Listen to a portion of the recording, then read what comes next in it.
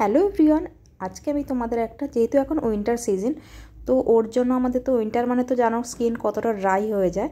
এই জন্য একটা খুব ইউজফুল একটা তোমাদের ফেস প্যাক দেখাবো। আশা করি তোমাদের এটা ভালো লাগবে।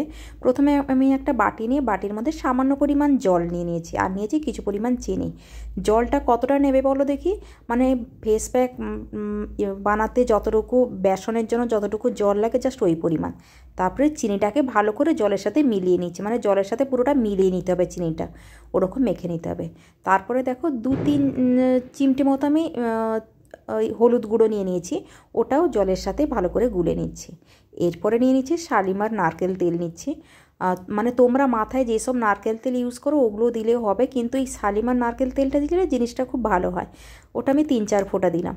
তারপরে দিয়ে দিচ্ছি, এখানে দেখো নেসক্যাফের যে 10 টাকার পাউচ পাওয়া যায় ওখান থেকেই আমি জাস্ট 4-5 চিমটে মতো কফি পাউডার দিয়ে জাস্ট জলের সাথে এরকম মেখে নিয়েছি। জাস্ট জলের কালারটা দেখো। এরপর আমি এখানে বেসন নিয়ে নিচ্ছি। বেসনটা আমি চেলে নিয়েছি, কেন জানো তো বেসনের মধ্যে পোকা আরও থাকতে পারে। ওটা ভালো করে চেলে নিচ্ছি। এবার ওইটা বেসনটা ওই জলের মধ্যে দেবো। যদি হাতের কাছে ইনস্ট্যান্ট বেসন না পাও তো ওর জায়গায় তোমরা ময়দাও নিতে পারো বা চালের গুঁড়োও নিতে পারো। তারপরে দেখো আমি এখানে ওই জিনিসটা ভালো করে গুলে নিয়েছি, মানে বেসনটা জলে ভালো করে গুলে নিয়েছি। আর এমন ভালো করে গুলবে না যাতে কোনো লামস টাইপের কিছু বা বাবলস টাইপের কিছু না থাকে, ওরকম আমি ভালো করে গুলে নিয়েছি। এরপরে আমি মুখে ওটা অ্যাপ্লাই করব। বারবার একটাই কথা বলবো, মুখে যখনই কোনো প্যাক ইউজ করবে না তার আগে মুখটা ফেসিয়াল দিয়ে ভালো করে ধুয়ে আসবে। আমিও সেম ফেসিয়াল দিয়ে মুখটা ভালো করে ওয়াশ করে এসেছি। আর যদিও ফেসিয়াল মানে সবসময় মুখটা পরিষ্কার রাখতে হবে। আর তারপরে নারকেল তেল নেবে, বাট আমি যেহেতু এই ফেস প্যাকের মধ্যেই নারকেল তেল নিয়েছি, ওই জন্য নারকেল তেল দিয়ে আর রাব করার কোনো আমার দরকার লাগবে না। আর আমি দেখো ফেসিয়াল দিয়ে মুখটা ধুয়ে এসে ভালো করে মুছিয়ে নিয়ে এবার এই ফেস প্যাকটা আমি ইউজ করছি। সত্যি বলতে কি ফেস প্যাকটা না মানে যথেষ্ট কার্যকর, মানে সপ্তাহে না অ্যাটলিস্ট 2 দিন ওটা ইউজ করবে, তারপরে তোমরা প্রকৃত রেজাল্টটা পেয়ে যাবে। মানে স্কিনটা এতটা গ্লো রাখে, মানে আমি সত্যি বলতে কি বলবো, উইন্টারের জন্য বা শীতকালের জন্য পুরো পারফেক্ট একটা ফেস প্যাক। মানে পার্লারে গিয়ে এত এত টাকা খরচ করে ওইসব করার থেকে এই জিনিসটা খুব ভালো। দেখো আমার এখানে প্যাকটা পুরো মাখা হয়ে গেছে। আমি জাস্ট 15-20 মিনিট রাখবো, তারপরে এটাকে আমি তুলে দিচ্ছি এরকম।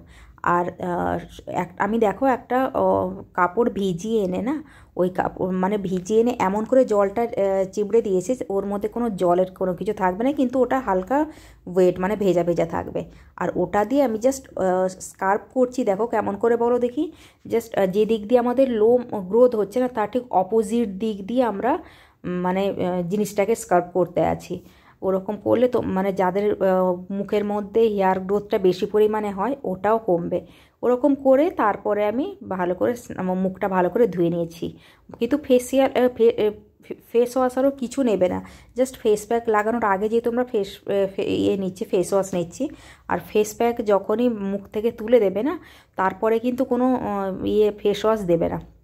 ফেস ওয়াশ না দিয়ে আমি ভালো করে স্নানারও করে এসে তারপরে মুখটাকে একেবারে টাইম লাগাবে না, মানে মুখটা যেন ড্রাই না হয় তার আগেই ময়েশ্চারাইজার মানে যে কোনো তোমরা ক্রিম ইউজ করো সব সময়ের জন্য ওটা আগে মুখে অ্যাপ্লাই করবে। মুখ বারবার বলছি, ফেস প্যাক লাগানোর পরে ধুয়ে আসার পরে মুখটা কখনও একেবারে টাইম মানে ছেড়ে রাখবে না, ময়েশ্চারাইজার সাথে সাথে অ্যাপ্লাই করবে।